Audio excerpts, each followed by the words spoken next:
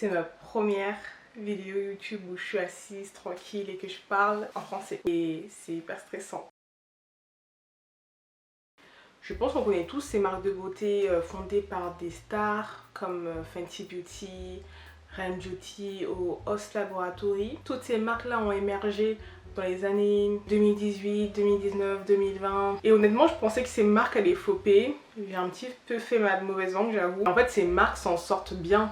Même très bien, j'ai envie de dire. Un petit aparté, Emmanuel, et l'objectif de cette vidéo, c'est de comprendre comment les marques naviguent en fait cette industrie très compétitive de la cosmétique et comment en fait elles arrivent à se démarquer. Petit disclaimer, je ne suis pas une professionnelle du marketing de la cosmétique. Je suis juste une étudiante passionnée du milieu qui est un peu aigrie de ne pas avoir trouvé une alternance dans le domaine. Ok, on vous voit les entreprises, on vous voit. C'était pas du tout visé. Hashtag je cherche une alternance, donc on s'est compris, hein, au cas où s'il y a un recruteur qui passe par hasard sur cette vidéo, je suis preneuse. Maintenant, on peut commencer la vidéo. Alors on va commencer cette série de vidéos avec Rem Beauty. J'ai mes notes sur mon ordinateur, ici présent.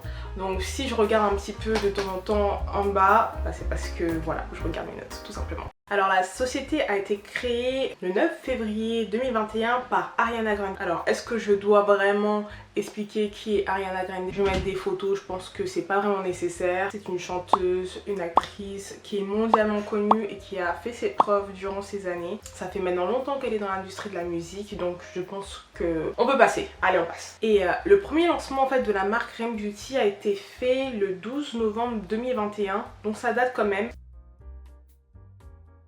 C'est pas obligatoire, mais c'est de plus en plus commun qu'une personnalité crée sa marque et use en fait de sa notoriété tout simplement pour créer un engouement autour de la marque. Alors du coup, utiliser son personal branding pour la création d'une marque, il y a du bon mais il y a aussi du mauvais, dans le sens où en fait quand il y a des problèmes personnels en fait qui surgissent, et ben la marque aussi en prend un coup. Donc je trouve que c'est assez risqué, mais en même temps en fait comme on a déjà une communauté qui est existante, et ben la marque peut très vite décoller vu qu'il y a des gens, des potentiels consommateurs qui sont intéressés et qui vont soutenir la personne tout simplement. Ils vont être à fond derrière la marque, donc c'est une assurance en fait que la marque aura des ventes au lancement, donc c'est du bénéfice. Mais bon, faut poser les pour et les contre. Dans le cas d'Ariana Grande et de Rem Beauty, bah, c'est clair qu'en fait elle a mis son image en avant en fait, bah, tout simplement parce qu'elle a une fanbase de ouf et c'est compréhensif. On parle pas de 100 000 fans qui sont là derrière, on parle de millions de fans. Il faut voir le nombre de followers qu'elle a sur son Instagram, donc bon, c'était un petit peu un choix logique. Mais bon, il y a aussi eu des scandales en fait avec Ariana récemment, parce qu'en fait elle s'est mise en couple avec un homme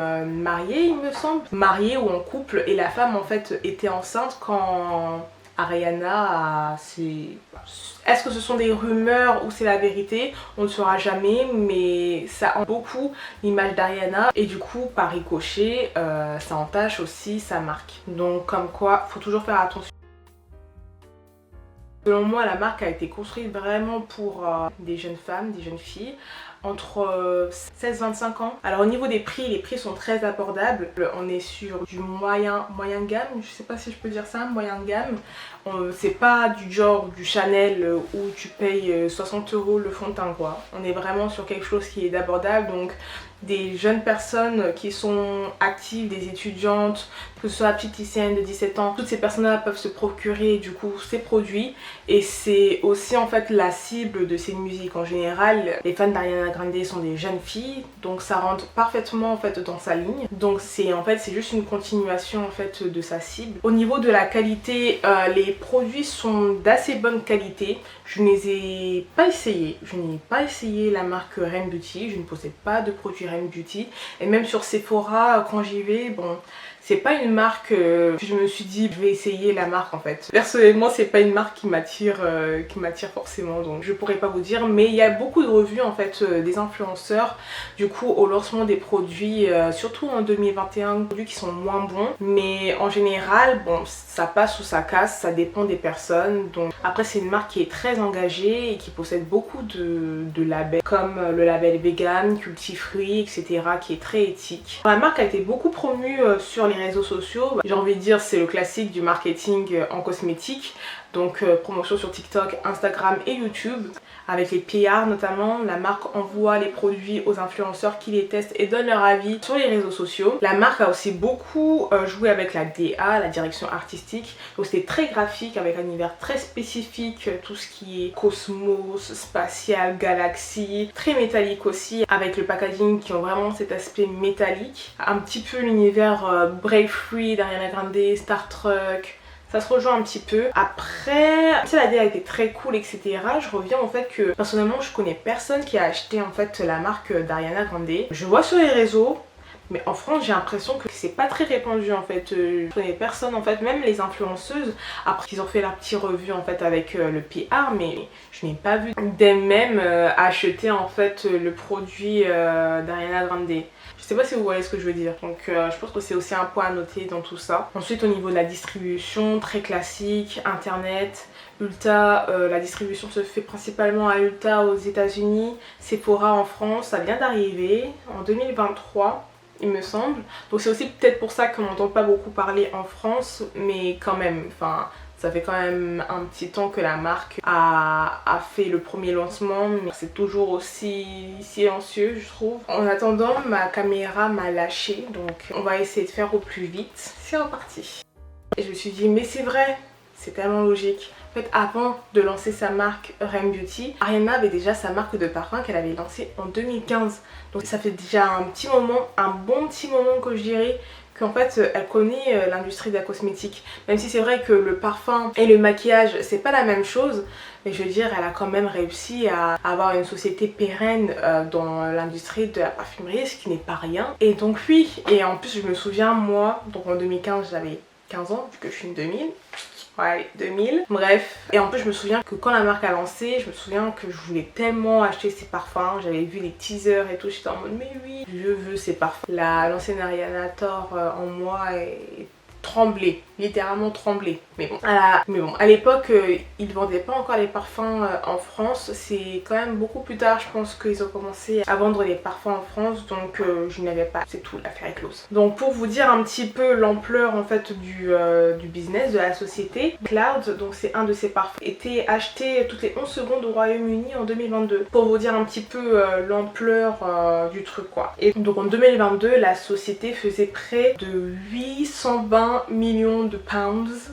C'est la célébrité qui a le plus réussi dans l'industrie de la parfumerie. En fait, elle a vraiment su cibler quelle était sa cible, donc ses fans. Ses fans à l'époque, ils étaient assez jeunes. Ariana Grande, elle avait vraiment un univers très girly, très rose, etc. Elle a eu sa cible et elle a créé ses produits en fonction. Les produits étaient accessibles, l'univers était vraiment mignon, rose, etc. Je vous avais dit, hein, là, moi de 15 ans, là, j'étais devenue folle. Bref. Et les senteurs étaient très sucrés, donc c'était vraiment aligné en fait à la cible. Je me répète, mais c'est hyper important de connaître sa cible. Si vous voulez créer votre produit, je dirais pas que j'ai cette expertise là, mais je vois à quel point c'est tellement important. Et en fait je pense que ce sont des spéculations avec sa team marketing. Ils se sont dit que ils voyaient en fait la croissance qu'il y avait dans l'industrie de la cosmétique, dans tout ce qui était make-up, etc. Ils ont vu le potentiel, ils ont vu que la cible en fait d'Ariana Grande grandissait.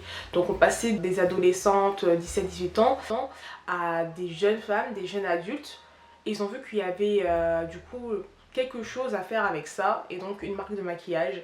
Et ça tombait clairement en fait avec la croissance de ce marché des cosmétiques. Ils ont visé juste.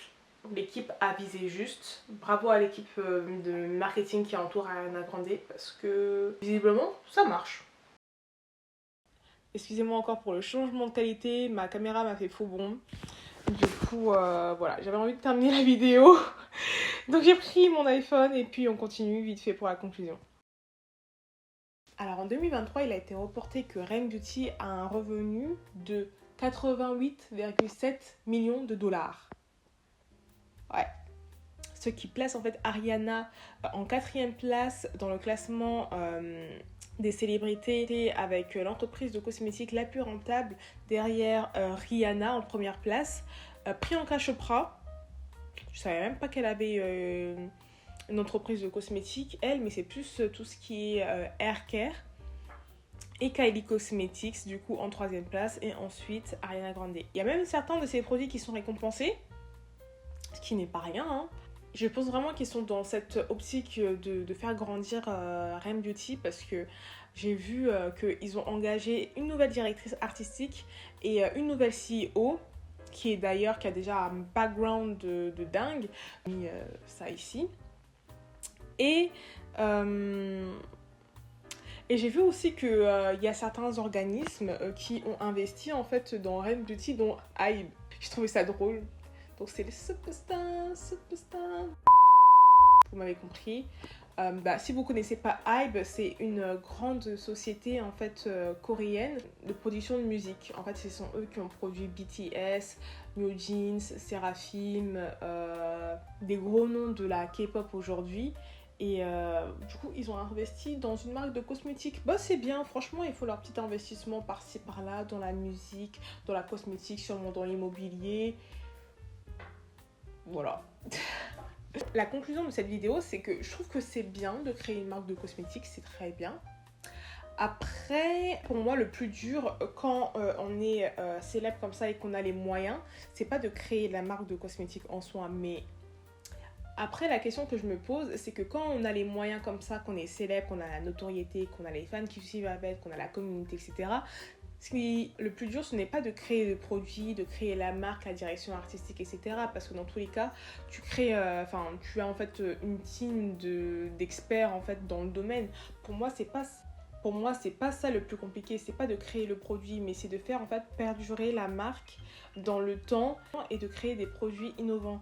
Or là, dans l'industrie du maquillage, honnêtement, j'ai l'impression qu'on tourne un petit peu en rond. C'est tout le temps les mêmes produits qui sortent. Allez, un fond de teint hydratant, un fond de teint couvrant, un concealer hydratant, un concealer, vous voyez ce que je veux dire. Donc, j'attends de voir, que ce soit pour Rem Beauty ou pour même Rihanna, en fait. C'est redondant. Et du coup, j'attends de voir en fait tout ce que ces marques vont proposer à l'avenir et comment en fait ils vont faire perdurer la marque. Est-ce que la marque sera toujours là dans 10 ans ? On ne sait pas, peut-être que oui, peut-être que non. Il y a la vie personnelle Est-ce que tous les scandales liés à la vie personnelle d'Ariana Grande vont entacher du coup, son entreprise ? Peut-être que oui, peut-être que non. Donc, n'hésitez pas à me faire part de votre avis dans les commentaires. Si vous voulez apporter des choses en plus, des informations en plus, apportez dans les commentaires aussi. Si vous voulez que j'aborde un point en particulier par rapport à vie, ou vous voulez que j'aborde un point précis, ou que je m'attarde plus sur un point en général, aussi n'hésitez pas à le dire dans les commentaires. Je prends les critiques, que ce soit pour la forme et pour le fond. Donc déjà, merci. Donc voilà, merci d'avoir regardé cette vidéo jusqu'au bout si vous êtes toujours là. Et voilà, n'hésitez pas à vous abonner si ce type de contenu vous intéresse. Si vous vous abonnez pas, ne vous inquiétez pas, je vais me débrouiller. Et on se dit à très vite pour la prochaine vidéo. Au revoir.